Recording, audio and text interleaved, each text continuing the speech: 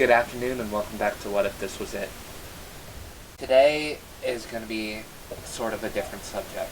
Today we're going to be talking about the poor girl who lost her life on the train several months ago. Today we will be talking about Iryna.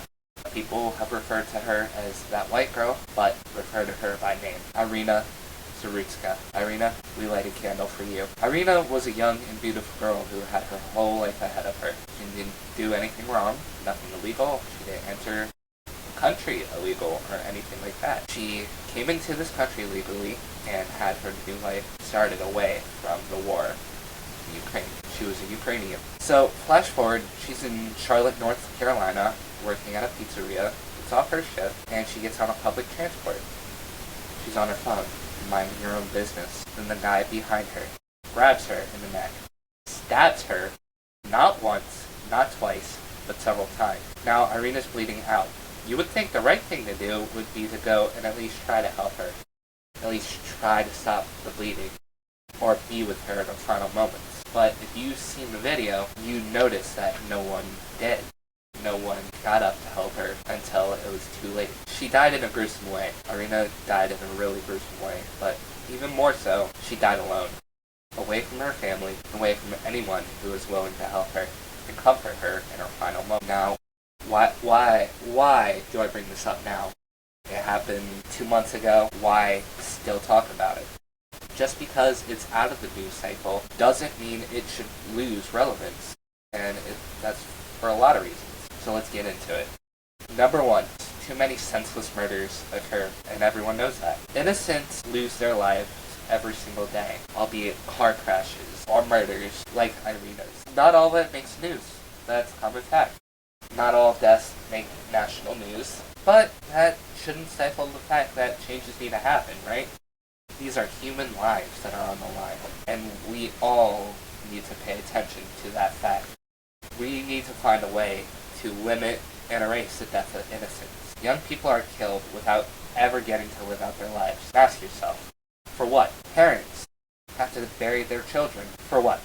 Now, before I talk more about issues with reactions to Iryna's death, let's talk about her killer for a minute. And he is not going to be my main focus at all, because this is a tribute to Iryna, not the one who took away her life. But we do need to address that. There's an issue, and that issue is that he has been arrested 14 times in the past.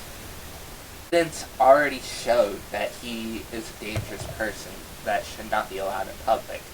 Yet, somehow he was, after 14 times as two.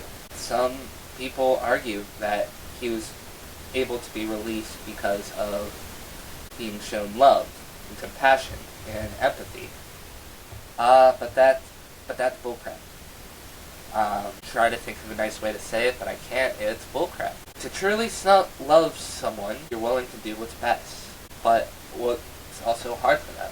It's like a parent dealing with a teenager, saying bedtime is 9:30, no later. Parents don't just say that to punish their children. They say that because sleep is important, and they care about their well-being and physical and mental health. I should know. There has been several times where I didn't listen to my bedtime curfew.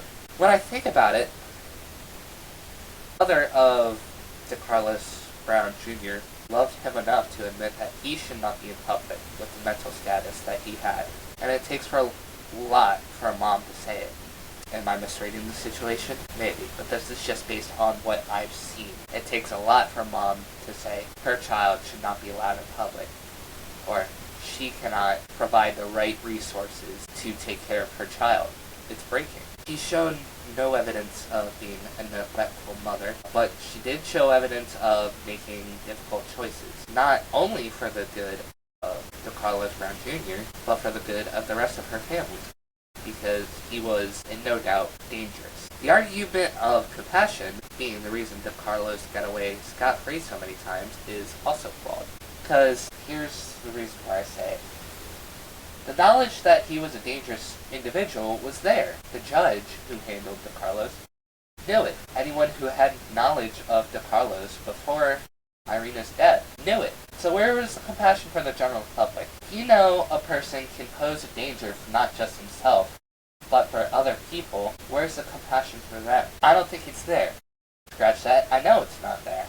Also, where are all the tools to support the Carlos? Where's all the tools to support people who are, or who have severe mental issues like him? There's murderers and mentally ill people still out there.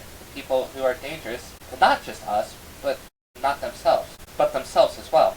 And they're still out there as well. They're still out there. So is it really compassion if they can't handle the general public? They're not suited to handle the public? Now the final aspect that I want to talk about is the national reaction to this poor girl's death. A lot of opinions, which rightfully so, and even more so people upset, which is even more rightful because who shouldn't be upset? I'm upset.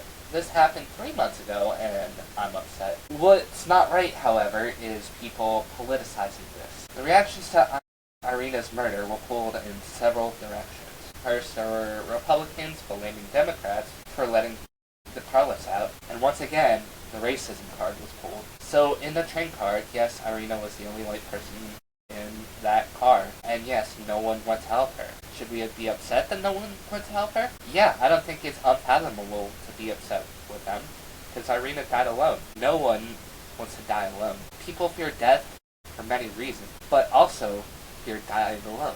I fear dying alone. No one went to console her. Now, this isn't a racism issue. This isn't a politics issue. We're so far beyond that at this point. Not just with Iryna's murder, but with everything else going on.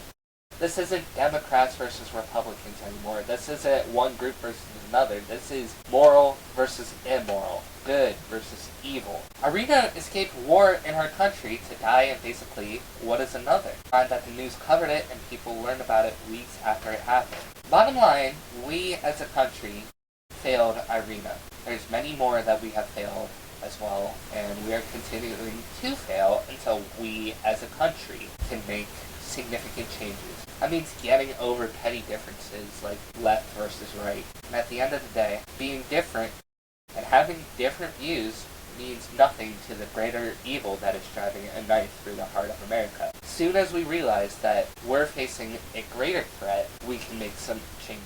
So, talk to each other. Be neighborly. Find some things in common. Take those first steps to unite.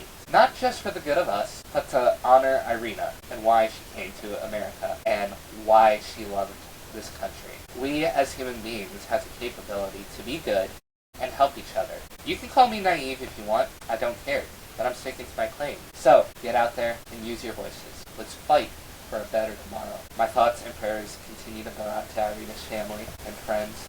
Thank you.